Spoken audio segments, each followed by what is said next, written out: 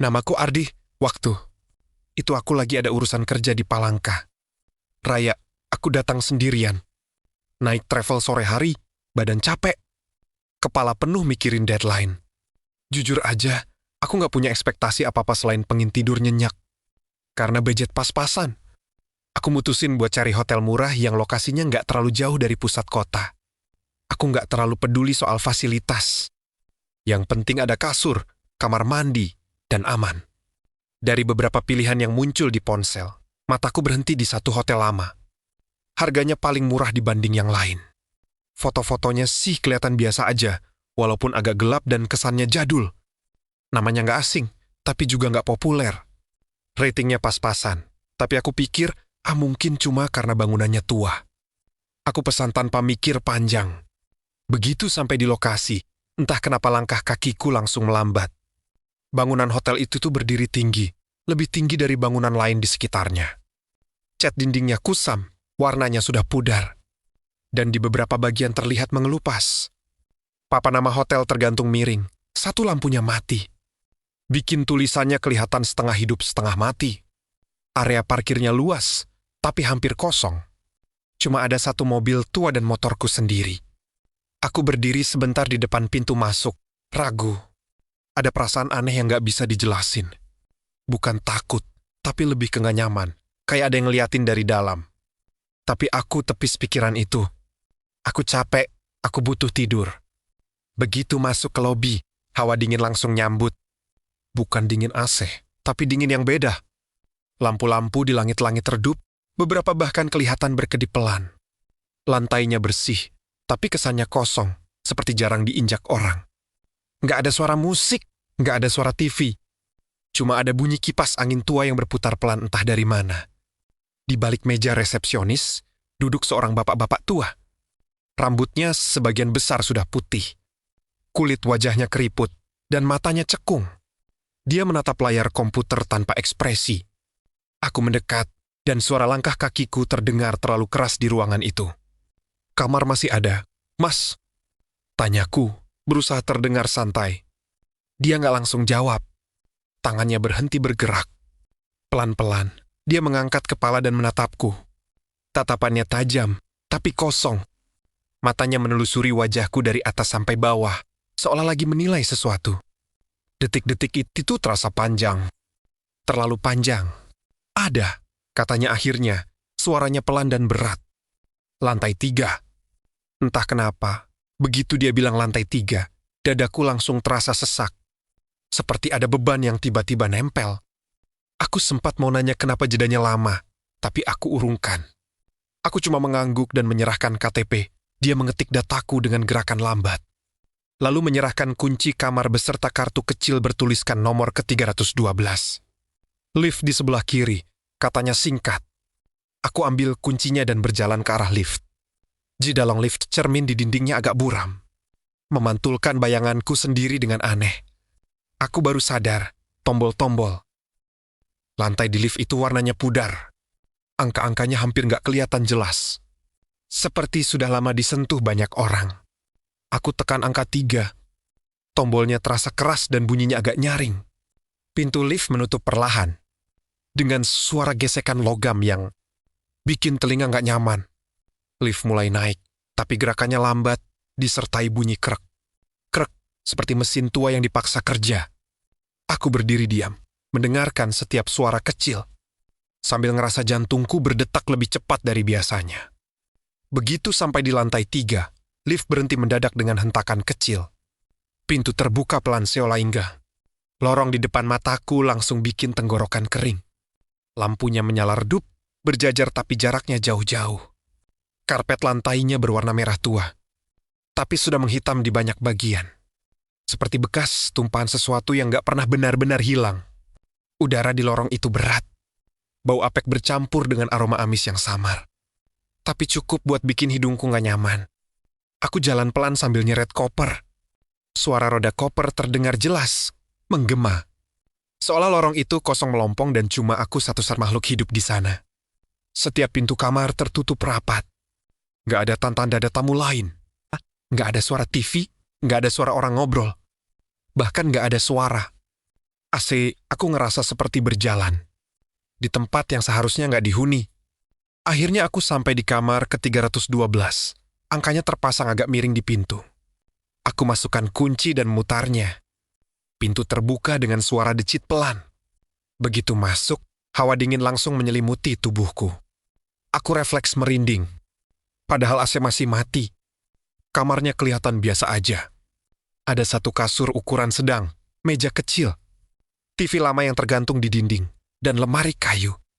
Tapi entah kenapa, ruangan itu terasa sempit walaupun ukurannya normal.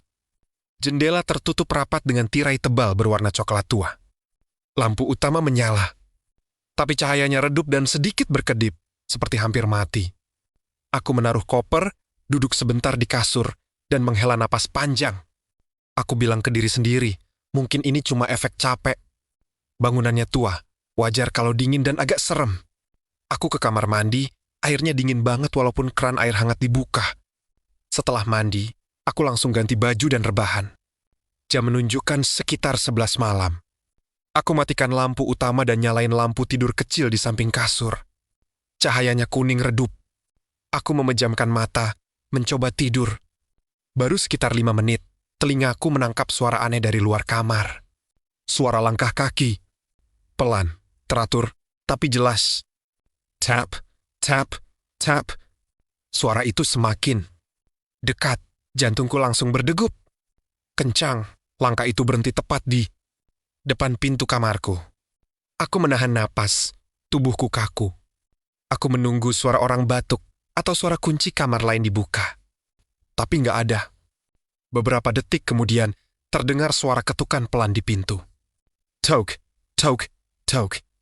Suaranya halus, seperti orang yang nggak mau mengganggu. Aku menatap pintu dengan mata terbuka lebar. Nggak ada suara siapapun memanggil namaku. Nggak ada suara langkah pergi. Aku nggak berani bergerak. Aku cuma bisa diam, mendengarkan, berharap ada suara lain yang menjelaskan semuanya. Tapi setelah ketukan itu, semuanya kembali sunyi. Sunyi yang aneh. Sunyi yang terasa berat. Dan malam itu, aku sadar. Ciduh Jikomar 312 mungkin bukan keputusan yang tepat. Malam itu aku akhirnya ketiduran juga. Tapi tidurnya nggak pernah bener-bener nyenyak. Rasanya seperti setengah sadar, setengah mimpi. Badanku berat, tapi pikiranku terus terjaga. Setiap suara kecil langsung bikin mataku kebuka. Suara AC yang tak berdia menyala sendiri. Suara kayu lemari yang berderit pelan. Sampai suara seperti kain diseret di lantai luar kamar. Sekitar jam 2 dini hari. Aku kebangun karena ngerasa kasur di sisi kakiku sedikit turun. Seperti ada yang duduk. Mataku masih merem, tapi seluruh tubuhku langsung tegang. Aku ngerasa dingin merambat dari kaki sampai ke dada. Bau tanah basah yang aneh kembali tercium, lebih kuat dari sebelumnya. Aku pengin buka mata, tapi entah kenapa kelopak mataku berat banget. Seolah ada yang nahan. Di tengah rasa panik itu, aku dengar suara napas. Bukan napasku. Napas itu pelan, berat, dan terdengar sangat dekat. Aku bisa ngerasain hembusannya menyentuh kulit betisku. Jantungku rasanya mau copot. Dalam hati aku terus baca doa seingatku, terbata-bata, karena lidahku terasa kaku. Tiba-tiba tekanan di kasur itu hilang. Bau tanah basah ikut memudar. Aku langsung buka mata dan duduk. Lampu tidur masih menyala. Kamarku kosong. Aku nengok ke sekeliling, ke arah pintu, lemari, kamar mandi. Nggak ada siapa-siapa. Tapi rasa dingin itu masih nempel di kulitku. Aku cek jam di ponsel. Jam 02,17, notifikasi sepi, sinyal penuh. Aku hampir tergoda buat langsung beresin barang dan pergi malam itu juga. Tapi pikiranku masih mencoba masuk akal. Mungkin aku mimpi. Mungkin kecapekan. Aku akhirnya tidur lagi, kali ini dengan lampu tetap menyala. Paginya aku bangun dengan kepala berat dan mata perih. Rasanya kayak nggak tidur sama sekali. Aku turun ke lobi buat sarapan, walaupun perutku sebenarnya nggak enak. Di lobi tetap sepi. Resepsionis tua itu masih di tempat yang sama. Dengan posisi duduk yang sama. Seperti nggak pernah bergerak. Pak, tamu di hotel ini memang sedikit ya? Tanyaku sambil pura-pura santai. Dia mengangkat kepala pelan. Iya, Mas, nggak banyak yang betah. Jawabannya bikin sendok di tanganku berhenti bergerak. Aku ketawa kecil, walaupun rasanya dipaksain. Kenapa, Pak? Dia menatapku lama lagi, lalu pandangannya turun ke meja. Hotel ini sudah lama berdiri. Banyak cerita. Aku pengen nanya lebih jauh, tapi entah kenapa tenggorokanku kering. Aku cuma mengangguk dan balik ke kamar. Sepanjang jalan, aku ngerasa seperti diperhatiin. Bukan cuma satu titik, tapi dari banyak arah. Dari ujung lorong, dari balik pintu kamar yang tertutup, dari langit-langit. Siang itu aku keluar buat urusan kerja dan sengaja pulang agak malam. Aku berharap capek seharian. Bisa bikin aku tidur pulas tanpa mikir yang aneh-aneh. Tapi begitu masuk ke kamar 312, perasaan gak enak itu langsung balik. Udara kamarnya lebih dingin dari kemarin. Tirai jendela sedikit terbuka, padahal aku yakin sudah menutupnya rapat. Aku menutup tirai, lalu duduk di kasur sambil menghela napas panjang. Dalam hati aku mulai nyesel kenapa gak pindah hotel dari tadi. Tapi entah kenapa, ada rasa penasaran yang aneh. Seolah-olah tempat ini sengaja menarikku buat tetap tinggal. Malam kedua aku tidur lebih awal.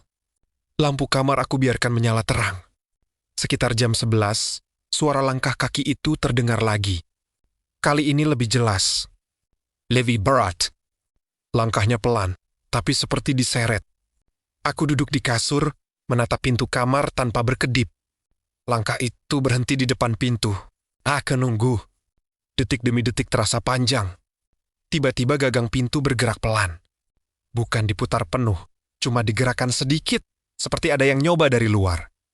Aku menutup mulutku sendiri, nahan supaya nggak teriak. Lalu terdengar suara perempuan. Bukan suara keras. Bukan suara marah. Tapi suara pelan, serak, seperti orang yang sudah lama menangis. Mas, bukain. Tubuhku gemetar hebat.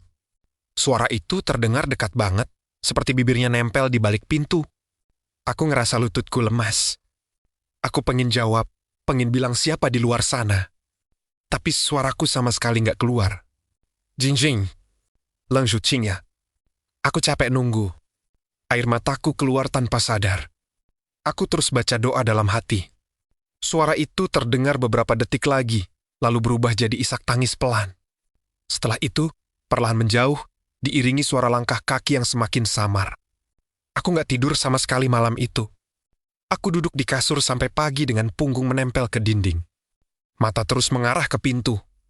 Begitu matahari terbit, aku tahu satu hal dengan pasti. Hotel ini bukan cuma sepi, ada sesuatu di dalamnya. Dan sesuatu itu, sadar aku ada di sini, pagi. Itu aku langsung beresin barang, tanganku. Gemetar waktu masukin baju ke koper, setiap suara kecil di kamar bikin aku refleks nengok ke belakang. Aku nggak mau nunggu satu malam lagi. Rasanya kalau aku bertahan, sesuatu bakal kejadian. Dan aku nggak yakin bisa pulang dengan kondisi normal. Begitu keluar kamar, lorong lantai 3 terasa lebih gelap dari biasanya. Lampu di ujung lorong mati, menyisakan cahaya redup yang nggak cukup buat menerangi karpet merah tua itu. Aku jalan cepat sambil nyeret koper. Suara rodanya terdengar nyaring, tapi anehnya, seolah ada suara lain yang ikut bergerak bersamaan denganku. Seperti langkah kaki pelan yang menyesuaikan ritmeku. Aku berhenti mendadak. Suara itu juga berhenti. Aku nahan napas, lalu melanjutkan jalan. Beberapa langkah kemudian, suara itu kembali. Aku nggak berani nengok ke belakang. Bulu kuduku berdiri semua. Rasanya seperti ada yang ngikutin, tapi selalu satu langkah di belakangku. Begitu sampai di depan lift, aku langsung pencet tombolnya berkali-kali. Lift terasa lama banget naik ke lantai 3. Such pintunya terbuka, aku hampir nangis lega. Aku masuk sepet-ses dan pencet tombol lantai dasar. Pintu lift menutup, tapi sebelum benar-benar rapat, aku lihat sesuatu di pantulan cermin. Di lorong, berdiri sosok perempuan. Rambutnya panjang menutupi wajah. Bajunya lusuh, warnanya pudar, dan tubuhnya kurus. Dia berdiri diam, tapi kepalanya sedikit miring, seolah sedang memperhatikanku. Pintu lift tertutup sempurna. Aku jatuh terduduk di lantai lift. Tanganku dingin, napasku nggak teratur. Sepanjang perjalanan turun, lift kembali mengeluarkan suara krek panjang, lebih keras dari kemarin. seolah mesin tua itu sedang menahan beban yang gak seharusnya ada. Begitu pintu lift terbuka di lantai dasar, aku langsung keluar tanpa nengok ke belakang. Lobi masih sama seperti sebelumnya. Sepi, redup, dan terasa dingin. Resepsionis tua itu menatapku dari balik meja. Seakan sudah tahu aku akan turun sepagi itu. Saya mau check out, Pak, kataku cepat. Dia mengangguk pelan. Nggak ada pertanyaan. Nggak ada basa-basi. Tangannya bergerak lambat di atas meja. Saat aku menyerahkan kunci kamar, jarinya sempat menyentuh tanganku, dingin, lebih dingin dari udara di lobi. Komar trezentuzidos ya, Mas, katanya pelan, bukan bertanya. Aku mengangguk, tenggorokanku kering. Dia menatapku lama, lalu berkata dengan suara yang hampir seperti bisikan. Mas dengar ketukan, ya? Dadaku langsung sesak. Bapak tahu? Dia menarik napas panjang. Sudah banyak yang dengar. Tapi Mas masih beruntung. Beruntung kenapa, Pak? Tanyaku, walaupun dalam hati aku takut sama jawabannya. Karena Mas nggak bukain pintunya. Aku langsung merinding. Dia melanjutkan, kali ini tanpa menatapku. Perempuan itu sudah lama di sana. Meninggal sendirian. Katanya, malam terakhir hidupnya, dia terus ngetuk pintu kamar orang lain. Tapi nggak ada yang buka. Aku nelen ludah. Gambaran suara pelan semalam kembali terngiang di kepalaku. Kalau ada yang buka, lanjutnya, biasanya. Ikut nemenin. Aku nggak sanggup dengar lebih jauh. Aku langsung pamit dan keluar dari hotel itu. Begitu pintu depan tertutup di belakangku, aku menghirup udara luar dalam-dalam. Matahari pagi terasa hangat di kulitku, tapi rasa dingin di tubuhku belum juga hilang. Aku naik motor dan pergi sejauh mungkin dari tempat itu. Beberapa hari kemudian, sebelum pulang dari Palangkaraya, rasa penasaranku muncul lagi. Aku cari-cari informasi tentang hotel itu lewat internet dan cerita warga sekitar. Gak banyak yang mau ngomong. Tapi satu hal yang selalu sama. Semua orang menyebut lantai 3. Dan kamar bernomor yang sama. 312. Malam terakhir sebelum aku pulang, aku mimpi. Dalam mimpi itu, aku berdiri di depan pintu kamar hotel, pintu bernomor 312, dari dalam. Terdengar suara ketukan pelan. Tauk, tauk, tauk. Lalu suara perempuan itu kembali terdengar, jelas, dekat, dan penuh harap. Mas, kali ini bukain pintunya. Aku terbangun dengan napas terengah dan tubuh basah oleh keringat. Sampai sekarang, setiap dengar suara ketukan tengah malam, aku selalu berhenti bergerak. Aku nahan napas. Aku pastikan itu benar-benar suara manusia. Karena aku tahu, di suatu hotel tua di Palangkaraya, masih ada yang setia. Menunggu pintunya dibuka, beberapa tahun sudah berlalu sejak kejadian itu. Tapi ingatan tentang hotel tua di Palangka, Raya nggak pernah benar-benar hilang dari pikiranku. Aku sempat pindah kerja, pindah kota, bahkan jarang lagi bepergian sendirian. Tapi setiap kali harus menginap di luar kota, ada satu kebiasaan aneh yang selalu aku lakukan tanpa sadar. Aku selalu menolak kamar di lantai 3. Apapun nama hotelnya, apapun alasannya, aku mencoba hidup normal. Seolah semua itu cuma pengalaman buruk yang kebetulan lewat. Tapi kenyataannya, ada sesuatu dalam diriku yang berubah sejak malam-malam di kamar 312 itu. Tidurku nggak pernah nyenyak seperti dulu. Aku gampang terbangun hanya karena suara kecil. Ketukan pintu, bunyi langkah di lorong apartemen. Bahkan suara tetangga pulang larut malam bisa bikin jantungku berdegup kencang. Suatu malam, sekitar setahun setelah kejadian itu, aku dapat pesan dari nomor tak dikenal. Isinya cuma satu kalimat. Kamu masih ingat aku? Aku menatap layar ponsel lama sekali. Jari-jariku dingin. Tanpa sadar, aku langsung mikir ke satu hal. Hotel itu. Lorong lantai 3. Suara perempuan yang memohon dibukakan pintu. Aku hampir meyakinkan diri bahwa itu cuma orang iseng. Tapi saat aku buka foto profil nomor itu, dadaku serasa berhenti berdetak. Foto itu buram, gelap, dan diambil dari jarak dekat. Tapi aku mengenali siluetnya. Rambut panjang menutupi wajah. Latar belakangnya seperti dinding hotel tua berwarna kusam. Dan di sudut foto itu, terlihat angka yang setengah terkelupas. 312. Aku langsung blokir nomor itu. Ponselku aku matikan. Malam itu aku nggak tidur sama sekali. Aku duduk di ruang tamu sampai pagi, dengan lampu menyala terang. Aku merasa seperti kembali ke kamar itu, sendirian. Menunggu sesuatu yang bisa muncul kapan saja. Beberapa minggu kemudian, aku dengar kabar dari teman yang masih sering ke Palangkaraya. Katanya, hotel tua itu akhirnya ditutup. Ada rencana mau direnovasi, tapi sampai sekarang nggak pernah jadi. Katanya, setiap kali pekerja masuk ke lantai 3, selalu ada yang sakit, ada yang pingsan. Bahkan ada yang kabur sambil teriak tengah malam. Kamar 312 sekarang dikunci rapat. Pintu dan nomornya dicopot.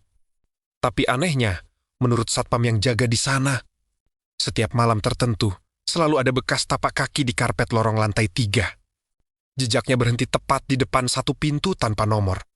Seolah-olah ada seseorang yang masih datang ke kamar itu. Masih mengetuk. Masih berharap. Sampai hari ini, aku nggak pernah kembali ke hotel itu. Aku juga nggak pernah mau tahu lebih jauh tentang siapa perempuan itu sebenarnya. Aku cuma tahu satu hal. Ada beberapa pintu di dunia ini yang seharusnya memang tidak dibuka. Bukan karena takut, tapi karena ada hal-hal yang belum siap dilepaskan. Dan kalau suatu malam nanti kamu menginap di hotel tua, lalu mendengar ketukan pelan di pintu kamar saat semua orang sudah tidur, ingat satu hal, jangan langsung membuka pintu. Pastikan dulu siapa yang mengetuk, karena bisa jadi yang berdiri di luar bukan tamu hotel, melainkan seseorang yang sudah terlalu lama menunggu dan akhirnya menemukanmu. Terima kasih sudah menonton videonya sampai selesai. Kalau kalian suka sama videonya, jangan lupa tekan tombol subscribe-nya ya. Terima kasih.